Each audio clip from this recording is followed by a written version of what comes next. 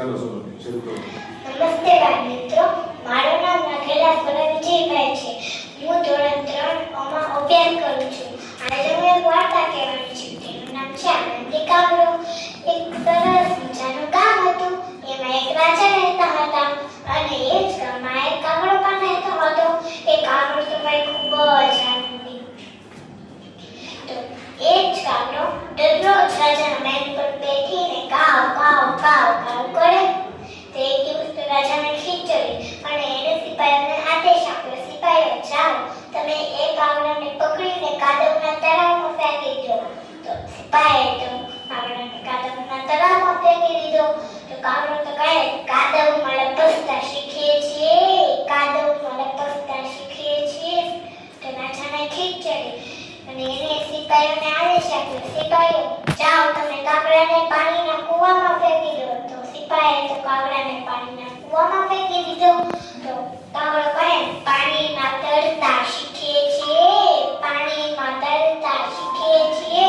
તો રાજાને ખીજ ચડી અને એને સિપાહીઓને આદેશ આપ્યો, સિપાહીઓ જાઓ, તમે કાગડાને કાંટાના મોટા જાળામાં ફેંકી દો. તો સિપાહીએ તો કાગડાને મોટા કાંટાના જાળામાં ફેંકી દીધો. તો કાગડો કહે, કુના કાન વિંધાવીએ છીએ, કુના કાન વિંધાવીએ છીએ.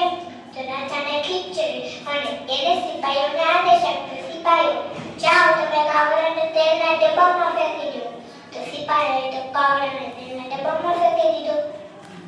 તો કાગડો કહે, કાન પર તેલ મૂકીએ છીએ, કાન પર તેલ મૂકીએ છીએ.